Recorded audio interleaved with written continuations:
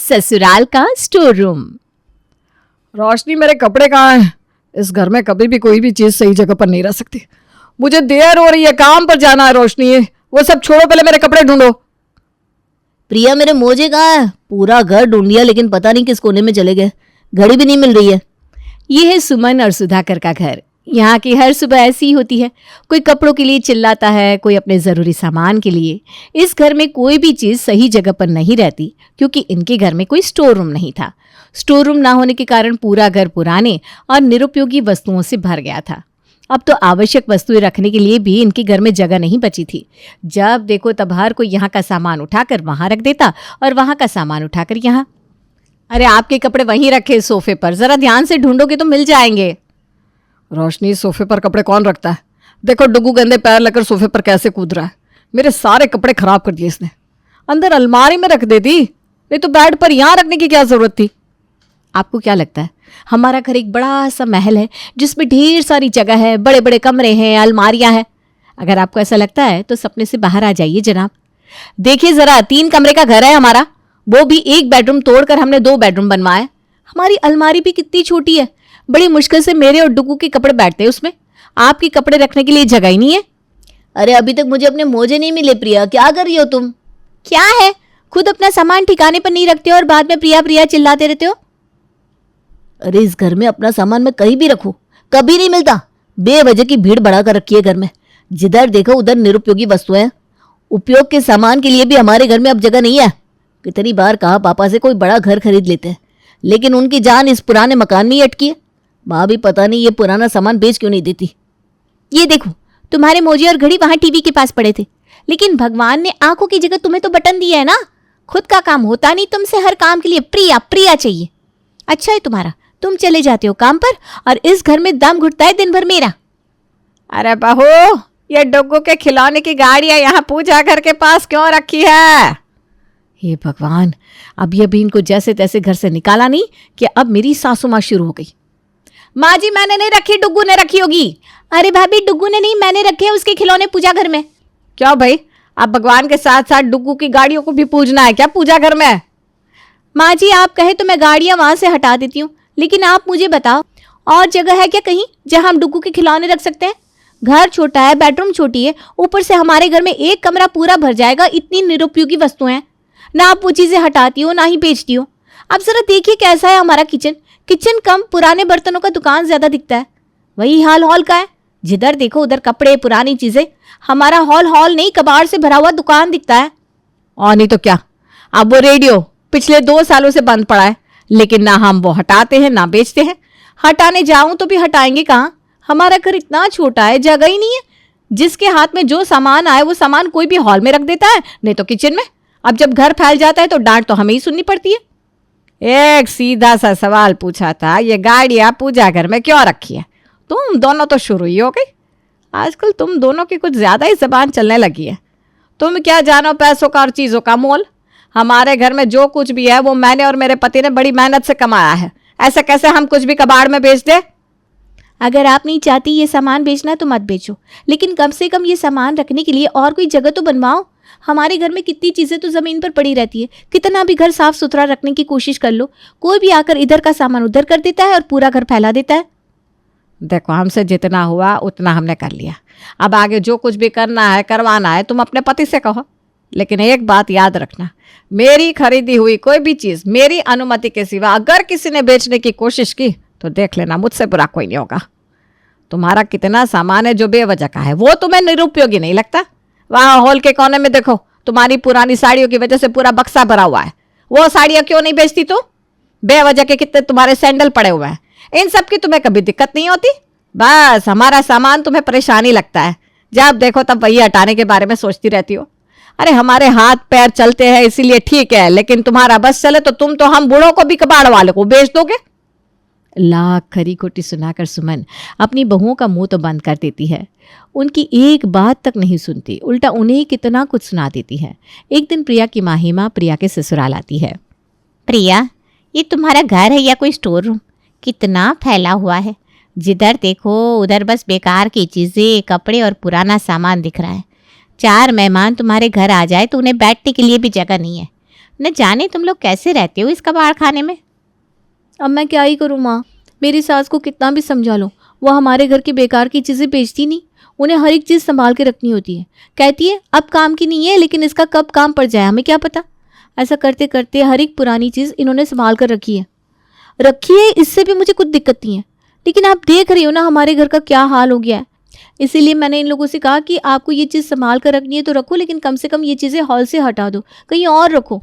लेकिन ये लोग मानते ही नहीं। अब पता चला तुम्हें हम क्यों मना कर रहे थे इस घर में शादी करने के लिए, लेकिन तब तुमने हमारी एक बात नहीं सुनी, प्यार की रट लगाती रही और चली आई इस कबाड़ खाने में। माना माँ की घर छोटा है, चीज़ रखने के लिए जगह नहीं है, हमारी तरह यहाँ स्टोर रूम नहीं है, लेकिन ये लोग अच्छे हैं। थोड़ी असुविधा होती है, लेकिन फिर भी मैं यहाँ खुश हूँ। प्रिया जैसे तैसे अपनी माँ का मुंह बंद कर देती है, लेकिन वो ठान लेती है कि चाहे जैसे भी हो वो इस हॉल का नक्शा बदल कर रहेगी। अपनी सारी योजना प्रिया रोशनी को बताती है। शाम के वक्त सारे मर्द काम से घर आते हैं और बस उन्हें देखते ही शुरू हो जाती है प्रिया और रोशनी की नौटंकी। प्रिया ये क्या, तुम यहाँ आंगन में चूल्हे पर खाना क्यों पका रही हो? हमारा यहाँ किचन है, गैस है फिर भी। देवर जी, सिर्फ एक दिन आप हमारे किचन में जाकर खाना बनाकर देखो। एक बर्तन लेने जाओगे ना तो कई बर्तन हमारे ऊपर आकर गिरते हैं। एक मसाला लेने जाओ तो कई मसाले गिर जाते हैं, क्योंकि बेवजह की भीड़ हमारे किचन में बढ़ गई है। आजकल तो हमारे किचन में कपड़े भी आने लगे हैं। किचन में जाते ही हमारा दम घुटने लगता है, वहां हमसे खाना नहीं बन पाएगा। मिल गया आपको आपके सवाल का जवाब। उस बेकार की चीज़ों से भरे हुए किचन में खाना बनाने से बेहतर है कि हम यहाँ आंगन में खुली हवा में बनाएं। कम से कम हमारा दम तो नहीं घुटेगा। लेकिन ज़रा घर में देखो बहू, पूरा घर धुएं से भर गया है। ऐसे ही रोज़ चूल्हे पर खाना बनता रहा तो वो दिन दूर नहीं जब पूरा घर काला पड़ जाएगा। ऐसे तो कोई भी आने जाने वाला हम पर हंसेगा। गैस होने के बावजूद हम चूल्हे पर खाना बना रहे हैं, लोग तो हमें ही बेवकूफ़ समझेंगे। अभी भी तो लोग हम पर हंस रहे हैं ना पापा जी, हमारा मजाक बना रहे हैं, हमें बेवकूफ़ी समझ रहे हैं। आपको मेरी बातों का यकीन नहीं होगा तो दीदी से पूछ लो। आज तक हमारे घर में फैली हुई बेकार की चीज़ों की वजह से घर वालों को परेशानी हो रही थी, लेकिन अब तो मोहल्ले की औरतें आकर भी हम पर हंस रही हैं। कहती है हमारा घर घर नहीं स्टोर रूम लगता है। अब हमने ही हमारे घर का ये हाल बना लिया है तो हम किसी को क्या कह सकते। मुझे तुम्हारे कहने का मतलब समझ में नहीं आ रहा। साफ साफ बोलो क्या चाहती हो। अरे तुम क्यों इनके मुंह लग रहे हो? अपनी बात मनवाने के लिए नौटंकी करना इनकी आदत है। अब मैं बताती हूँ ना क्या कहना इनका। हमने मेहनत से खरीदी हुई चीज़ें बेचनी है इन्हें, क्योंकि वो निरुपयोगी हो गई है। पिछले कुछ दिनों पहले ही मेरा सर खा रही थी इस बात को लेकर, मैंने तो नज़रअंदाज कर दिया, इसलिए अब ये आपके सामने नौटंकी कर रही है और कुछ नहीं। सुमन, तुम अपना मुंह बंद रखो, मुझे इनसे सुनना है। सुमन कह रही है वो बात सच है क्या बहू? हाँ पापा जी, आपको चीज़ें बेचनी है या हटानी है ये हम नहीं जानते, लेकिन इन निरुपयोगी चीज़ों की वजह से आपत्ति हो रही है। मोहल्ले की औरतें हमें ताने मार रही हैं। अब देखो कल ही गेहूं की गोनी आई है, वो अभी तक हॉल में पड़ी है, वो रखने के लिए भी हमारे घर में जगह नहीं है। माँ जी, आप मेहनत से कमाई हुई चीज़ें बेचना नहीं चाहती तो वो चीज़ें रखने के लिए हमें एक अलग से कमरा बनाना होगा, स्टोर रूम जैसा। जो सामान कभी कभार यूज़ होता है हम वहाँ रखेंगे। हमें मतलब सभी घर वालों को परेशानी भी नहीं होगी और हमारा घर भी साफ़ सुथरा रहेगा। स्टोर रूम में सब सामान रखने के बाद काफ़ी जगह बच जाएगी। वहाँ रोज़ के इस्तेमाल के कपड़े और बाकी ज़रूरत की चीज़ें भी रखेंगे, ताकि सुबह सुबह गौरव और बड़े भैया को घर पर अपने कपड़े नहीं ढूंढने पड़े। कहाँ इनकी बातों में आकर खर्चा बढ़ा रहे हो आप? 2 दिन तमाशा करेगी फिर चुप हो जाएगी। चलो ठीक है बहू, मैं तुम दोनों की बातों से सहमत हूँ। कल ही मैं कारीगर से बात करके यहाँ आंगन में जो खाली जगह है वहाँ पर एक स्टोर रूम बनवा देते हैं। फिर हमारे घर में जो सामान कम इस्तेमाल होता है वो तुम लोग यहाँ रखना। कम से कम स्टोर रूम बनने से घर में जो झगड़ा होता है वो तो बंद होगा और सबकी ज़रूरत का सामान और कपड़े भी सही जगह पर रहेंगे। ये बात बिल्कुल सही कही पापा आपने, नहीं तो इस घर में हमारे कपड़े रखने के लिए बिल्कुल भी जगह नहीं है। सुबह ऑफिस जाने का नाम लिया नहीं कि शर्ट इधर पैंट उधर, कपड़े ढूंढने में ही घंटों चले जाते हैं। जैसे तैसे प्रिया और रोशनी सुधाकर को स्टोर रूम बनवाने के लिए मना लेती हैं। अगले दिन सुबह ही स्टोर रूम का काम शुरू हो जाता है और 2 दिन में बनकर तैयार भी हो जाता है। फिर देखते ही देखते घर की सारी निरुपयोगी चीज़ें, पुराने बर्तन, पुराने कपड़े स्टोर रूम में रखे जाते हैं। जैसे जैसे चीज़ें हटती जाती है वैसे घर का नक्शा बदलता है। आगे देखा, बेवजह की चीज़ें हटा दी तो हमारा घर कितना सुंदर लग रहा है। अब हम हमारे किचन में अच्छे से खाना बना सकते हैं, घर में चैन से सांस ले सकते हैं। अब हमारा घर तो इतना खाली हो गया है कि डुग्गू को भी खेलने के लिए अच्छी जगह हो गई। प्रिया, अच्छा हुआ तुमने ये स्टोर रूम बनाने का आइडिया दिया, नहीं तो हमें उसी कबाड़ खाने में रहना पड़ता। सब लोग हंसने लगते हैं। अगले कुछ दिन तो सही जाते हैं, लेकिन अगले कुछ ही दिनों में पूरा स्टोर रूम भर जाता है और फिर दोनों बहू में झगड़ा शुरू हो जाता है। झगड़ा इतना बढ़ जाता है कि छोटी बहू बड़ी बहू का सामान स्टोर रूम से निकाल कर फेंकती है तो बड़ी बहू छोटी बहू का। अरे बहू, झगड़ा क्यों कर रही हो? तुम दोनों ने ही इनको बहला फुसला कर ये स्टोर रूम बनवाया है ना? अच्छा हुआ, लेकिन अब इसी स्टोर रूम को लेकर झगड़ा क्यों कर रही हो? स्टोर रूम काफ़ी बड़ा है, दोनों अपना सामान अच्छे से रखो। यूँ एक दूसरे का सामान फेंकने की क्या ज़रूरत है? प्रिया, रोशनी के कपड़े अंदर रख दो। माँ जी, अगर आपको इनकी सच्चाई पता चलेगी ना तो आप भी इनका सामान मेरी तरह स्टोर रूम से बाहर फेंकोगी। भाई ऐसा क्या कर दिया इसने? दीदी ने अपने कमरे का पूरा सामान स्टोर रूम में लाकर रखा है, इस वजह से पूरी स्टोर रूम भर गई है। इन्हें इनका सामान रखने के लिए जगह नहीं है, इस वजह से ये मेरा सामान बाहर फेंक रही है। और ये देखिए, आपकी साड़ियों की बोरी भी इन्होंने बाहर फेंक दी। दीदी, ये कपड़े कबाड़ वाले को देने वाली थी, वो भी आपको बिना बताए। अच्छा हुआ मैंने देख लिया, नहीं तो आज ये आपकी बरसों से जमाई हुई साड़ियाँ फेंक देती। मैंने इन्हें मना किया, इस वजह से अब ये मुझसे झगड़ा कर रही है। तुम्हारी इतनी हिम्मत रोशनी? इस घर में हर कोई अपनी मनमानी कर रहा है। घर में मेरे सामान के लिए जगह नहीं थी, इसलिए आप लोगों ने स्टोर रूम बनवाया ताकि हम वहाँ मेरा सामान रख सके।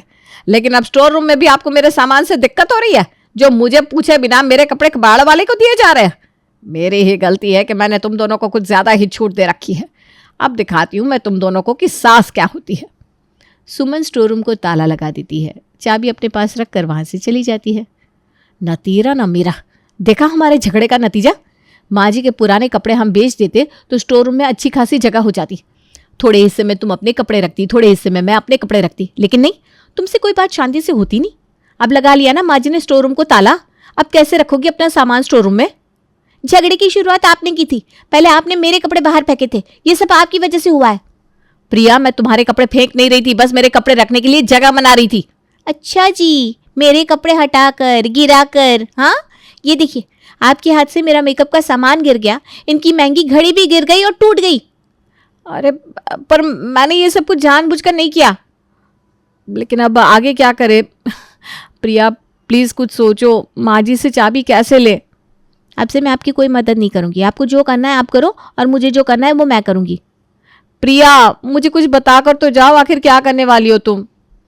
प्रिया रोशनी की मदद करने से साफ इनकार कर देती है और मुंह मोड़ के वहाँ से चली जाती है। थोड़े दिन तो स्टोर रूम की चाबी सुमन अपने पास रखती है, लेकिन एक दिन चुपके से प्रिया वो चाबी गुम कर देती है। अगले दिन प्रिया नकली चाबी वाले के पास जाकर स्टोर रूम की नकली चाबी बना लेती है। फिर से प्रिया अपनी नकली चाबी से और रोशनी सास की चाबी चुरा कर स्टोर रूम में सामान भरना शुरू कर देती है। देखते ही देखते पूरा स्टोर रूम भर जाता है। फिर पुराना सामान स्टोर रूम के बालकनी में फेंका जाता है। हर कोई सामान उठाता और बालकनी के ऊपर फेंक देता। अब तो बेकार की चीज़ों की वजह से बालकनी भी भर गई थी। अब तो बालकनी से भी कपड़े चीज़ें गिरने लगे थे। सुमन, तुमने अपने घर को अलग अलग चीज़ें जमा करके कबाड़ खाना बना दिया है। पहले तो सब घर में था, किसी को ज़्यादा कुछ पता नहीं चलता था, लेकिन अब बालकनी में आते जाते लोगों पर कपड़े बर्तन गिर रहे हैं। तुम्हारा घर घर कम, कबाड़ खाने का प्रदर्शन ज़्यादा लग रहा है। तुम अपने काम से काम रखो, हम हमारा देख लेंगे। तुमसे खुद का घर संभलता नहीं और आ जाती है लोगों को अकल सिखाने। सविता मुंह मोड़ के वहाँ से चली जाती है। तभी वहाँ कबाड़ वाला आता है। बहन जी, कुछ कचरा होगा तो निकालो, अभी कबाड़ का अच्छा भाव चल रहा है। हे भगवान, अब इसकी ही कमी थी जो आपने इसे भी भेज दिया। घर मेरा, चीज़ें मेरी, लेकिन दिक्कत हर किसी को है। क्या सोच रही हो बहन जी? अरे तुम किसी और घर में जाओ, हमारे घर में तुम्हें कुछ नहीं मिलेगा। हमारे घर में एक भी सामान निरुपयोगी नहीं है। हमारे घर में ना कचरा निकलता है और ना ही हम कुछ फेंकते हैं। हर चीज़ अच्छे से संभाल कर रखी है, इसी वजह से हमारी गृहस्थी अच्छी चल रही है। कचरा नहीं निकलता, ये क्या बात हुई? पूरी दुनिया में ऐसा कोई घर नहीं जिस घर में कचरा ना निकलता हो। वो देखो, आपकी बालकनी में कितना सारा कबाड़ है। अगर आप ये सारा कबाड़ बेच दोगी तो नई नई करके भी 4-5 हज़ार मिल जाएंगे। वैसे भी इतना सारा कबाड़ घर में रखना अच्छा नहीं होता। क्या अच्छा क्या बुरा, तुम मत सिखाओ मुझे, मैं अपना देख लूँगी। तुम्हें पैसों की ज़रूरत हो तो मुझसे 4-5 हज़ार रुपया ले लो, लेकिन बेवजह कबाड़ दो ये रट लगाकर मेरा माथा खराब मत करो। भाई साहब जाइए, आपको हमारे घर से कुछ नहीं मिलेगा। मेरी सास को हमारे घर का हर एक सामान कीमती महत्वपूर्ण लगता है। उनके हिसाब से हमारे घर में कभी कचरा निकलता ही नहीं है और हमारे घर का एक भी सामान निरुपयोगी ही नहीं है। मेरी सास को कबाड़ स्टोर करने की आदत पड़ गई है भाई साहब। हम समझा कर थक गए, कबाड़ बेच दो, कबाड़ बेच दो, लेकिन ये किसी की नहीं सुनती। कबाड़ से स्टोर रूम भर गया तो अब हमने बालकनी को स्टोर रूम बना दिया। वो देखिए, आपको हमारे यहाँ से कुछ भी नहीं मिलेगा, लेकिन मेरी सास आपके पास जो कबाड़ है ना, शायद वो खरीद लेगी। जाइए आप। अजीब औरत है, पैसे देने के लिए तैयार हो गई लेकिन कबाड़ देने के लिए नहीं। पता नहीं कैसे कोई कबाड़ से इतना प्यार कर सकता है।